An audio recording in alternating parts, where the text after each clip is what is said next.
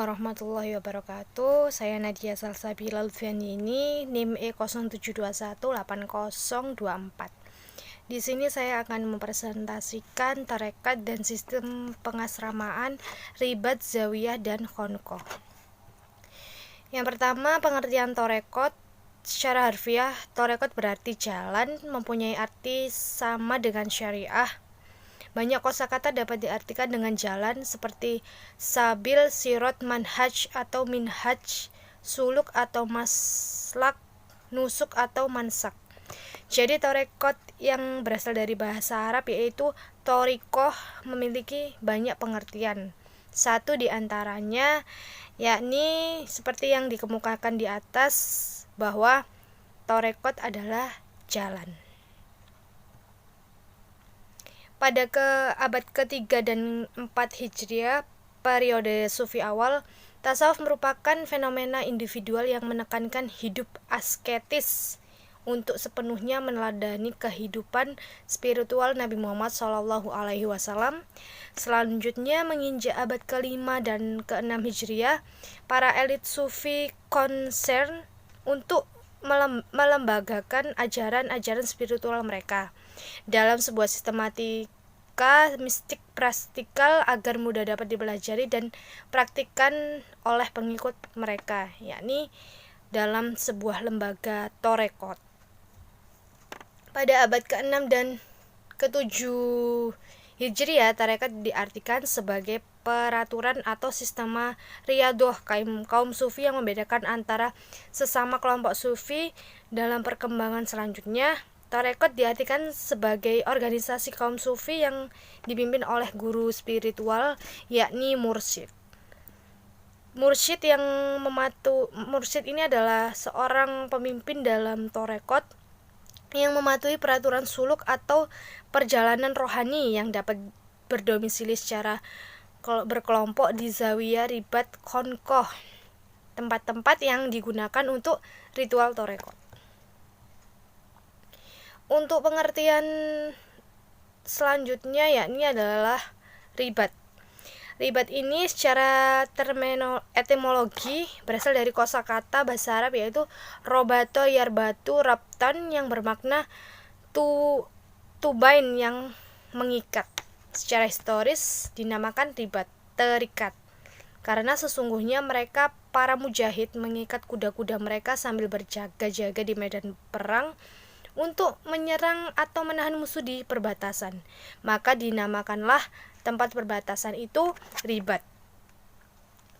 Meskipun pada peperangan berikutnya tidak ada kuda yang diikat di sana, sehingga perkembangan kemudian adalah ribat yang dimaknai dengan benteng. Ternyata ribat ini adalah tempat di mana dulu para mujahid itu perang, dan dulunya itu benteng dan berubah menjadi ribat. Triton menyebutkan bahwa ribat sejatinya adalah barak atau benteng untuk para mujahid yang berjihad memerangi kaum fakir.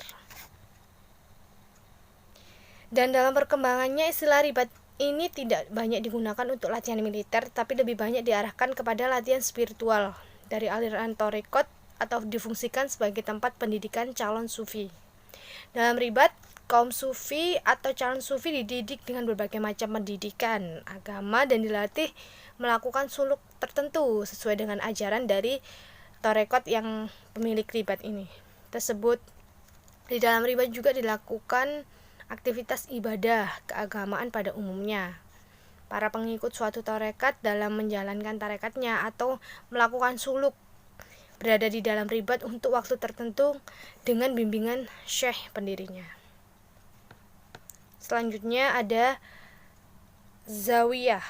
Zawiyah ini berasal dari kata insawa yanzawi yang berarti mengambil tempat tertentu dari sudut masjid. Dari sudut masjid itu digunakan untuk iktikaf dan mensyiarkan urusan agama. Dengan demikian, zawiyah merupakan tempat berlangsungnya pengajian-pengajian yang mempelajari dan membahas dalil nakliyah dan akliyah.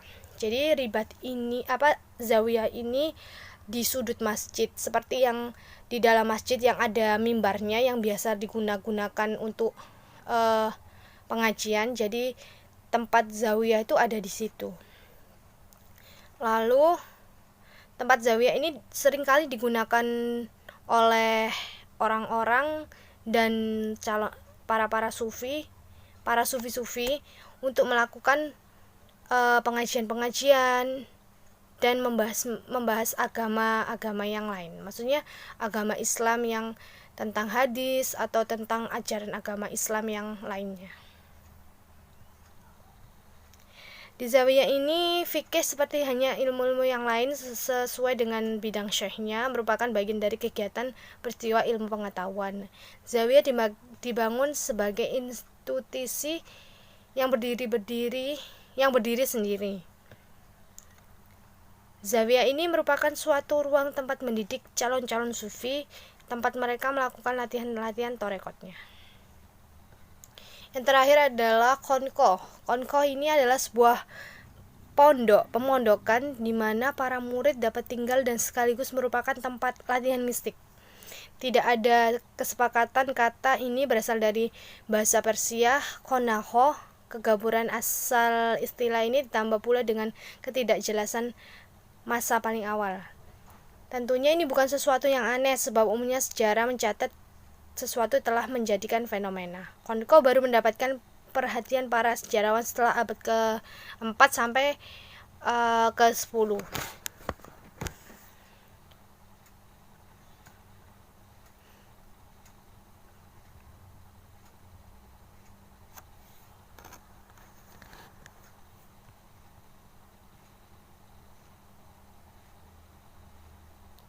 Jadi di dalam konkoh itu ada aturan yang harus dipatuhi oleh calon-calon sufi atau sufi yang sedang belajar di dalam konkoh ini. Yang pertama, sebagai layaknya sebuah lembaga, kehidupan konkoh mempunyai aturan dan tata krama sendiri.